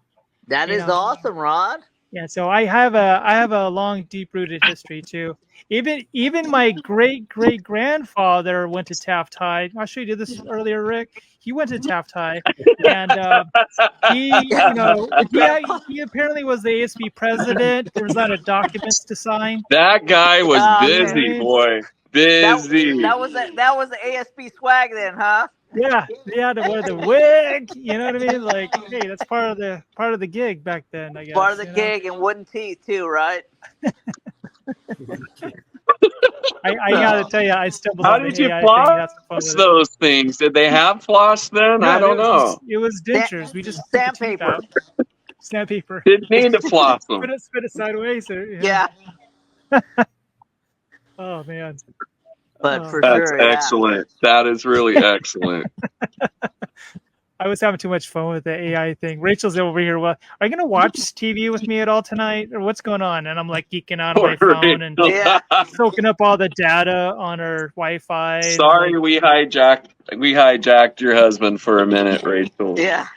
We'll give him back. She's very precious to me. So I'm just kidding. I'll stop. I'm gonna have that as my new profile. Like, what happened to Rod? He looks like a little goblin. Yeah. What happened to him? He was doing so good there for a while. He was doing so good, and he lost it. Yep. Yeah, ears started growing, lost his posture. Yeah. Man, it's awesome, Rod. You put this, together, and man, definitely appreciate especially giving a shout out, especially on Memorial Day, man. For like to me, it's like super patriotic to that we get to enjoy this, right? Because people ahead of us, like your family, put their lives down, so we could, have a free country. You know what I mean? Absolutely, so dude. I appreciate that. Man, so definitely appreciate all the heroes out there that, that have fought and, that have passed on, right? So it's... Absolutely. Yeah, I get the biggest helper's heart, like, rush out of giving out rather than we were talking about that earlier. It's not trying to see what you can get out of life, but to give out of life. You know what I mean? So like with doing these chats and everything, I get so much out of giving. You know what I mean? If that makes sense. Yeah. Well, it's where the life is at. I can tell you that. Giving. Yeah. Absolutely. Yeah. It's where it's at. I think we were tranced as a kid to see, oh, what'd you get for Christmas? Like, no, you know what I mean? Like in your mind, like, oh, what else did you get? What'd you get? And right. you get like tranced as a kid at an early age of like, not like, hey, what did you give for Christmas? No one would ever say that. Give? What are you talking about? I'm just about collecting all my stuff. That's a great way to look at it. Yeah, absolutely. We've got a little bit of shifting do, I think, in that area. For our kids, And you know what? I could tell my kids, I can ask my kids, and once I did, hey, do you remember what I got you for Christmas this year? Or that year before? And they could not remember, but they could say, oh man, I remember, Dad, when you did this, and we all started cracking up and all this stuff, but they couldn't remember the gifts. But they remember the time we had together, That's right. Yeah, I remember you were sitting over here, and then you were doing this and doing that, and so it's truly not about the, it's about the relationships. Yeah, that's right. I don't. I'll see if I can pull up the picture. But we had this barbecue last year for well, it wasn't barbecue. It was like a gathering for Halloween. Right before Halloween, it was my wife's birthday on the 25th of October. And I'll see if I can pull it up real quick. And I go, I know one thing that I could do to make sure that people are going to remember, especially the kids. They loved it. I ended up being Miss Doubtfiring the party, and I crashed it. I crashed it. I got to see if I can find it here. I came around the corner, and with a wheelchair, and I had my breathing apparatus. I went onto Amazon and I purchased the costume. Here it is, the costume. See if I can see it or not. Yeah. And I said my name's Grandma Pearl, and I still have all the kids in the neighborhood asking about Grandma Pearl. When's Grandma Pearl going to come back? They don't remember anything about the party, but it was like the Grandma Pearl because I had this Grandma Pearl necklace. Yeah. It was so funny. And then I was walking like with this broken posture, and I was like, and I was cranky. I was like cranky with all the kids, like, get out of my way. Yeah. You know what I mean? Don't you run, sucker. Here's my hair. See? Oh yeah. I have my hair rolls in my hair. It's like Mama's Family. I love it. Yeah, exactly. Exactly. You know who that reminds me of? That reminds me like Brandon's mom when she gets ready for Oil Dorado. That's right. Yes. Sack, and she starts hitting everybody. Yeah, get out of the way. She goes all out, boy. All out. I had the cane. I was like, get out of my way. I gotta go over here. Where's my dentures? I was like a pissy old lady. It was funny. I had to have fun. Nobody else was even dressed up, which made it better, because it was right before Halloween, Oh, okay. I was like, I think I'm going to try to make this an experience they'll remember. But like with what you're saying, it's the experience and the memory. It's not like just the gift that they're going to play with for a week. You know what I mean? So it's the family. It's the relations. That's right. That's right. For sure. And same it is, and the same it is with the country. I mean, if this is just going to be a place where you can make the most money and get the most titles and things, who's going to fight for that? Yeah. It's not what you did. It's not what you said. It's how you made people feel. That's what matters. Well said. Well said. There you go. I always talk to Rachel about that. I go, this is one thing that you do is you don't just like show up and just tell your story. You invest in them, ask questions, and give them that attention. And you're always prompting to the next curiosity that's in your mind and prompting another question. And by the time that you're done with the conversation, they feel like oh, someone out there actually cares about. But you know what I mean? So that's right. A connection, absolutely. That's why I kind of she's been able to help me stir my own curiosity with the broadcasting. I used to do this. I was like a fly on the wall when I first started this. I was like, no, I'll put it together. You guys just all talk. I'll be over here just watching. You know what I mean? I didn't even post it. Yeah. Jeremiah saw the couple first episodes, and why doesn't Rod talk at all? He's just over there. You know what I mean?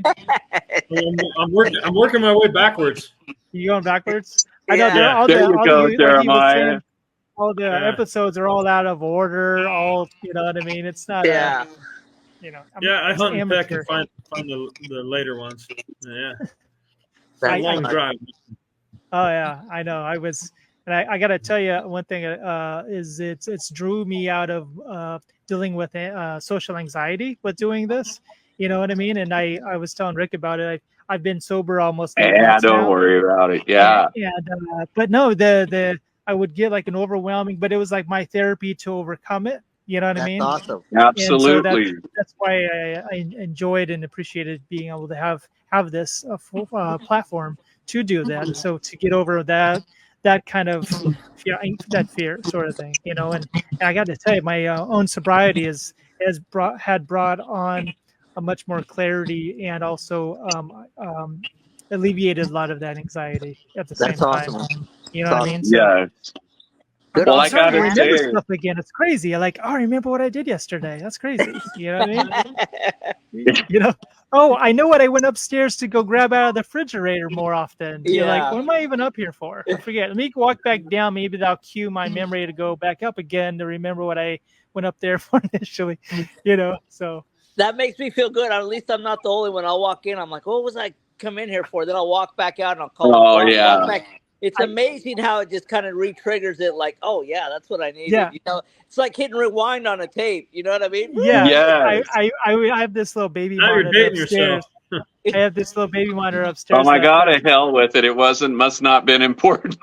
Yeah. I got this baby monitor upstairs I can talk to Rachel with, and she's asked me to go upstairs grab her something, but then I forget. Then I'm like, oh, Rachel, what? Give me like everything you want from upstairs. What else would you want? Just give me like all of without wanting to say like, oh, what was it you wanted? I hate asking. Oh yeah. It's like forgetting someone's name. You're like, what's your last name? Like, what would it sound like if you put your whole name together? Yeah. You know what I mean? Or how do you spell your first name again? You go. Who are you? DON. Yeah. Oh. I noticed that I say brother and bro and what up, homie, too often. That it's too much of your go-to that you forget the name because you don't say it enough. So I get to where I try to, and then when you find out the name, then you got to throw it into sentences so you remember when you first meet them. That's my own. Yeah, my dad does that. He goes, "What's Sissy doing?" And I'm like, "Sissy who? You call everybody Sissy. My aunt, your niece, my ex. Who are you talking about, Sissy? Which Sissy are you talking about?" The one. And then, I go over to the mailbox, and if it's somebody that I've seen for like 2 years or whatever, but we never actually said each other's names. And when you go so long, they feel Yeah. awkward. Oh, what was your name, by the way? I never, Yeah. you know what I mean? I just ask them. So you got to tell me what your name is. Yeah.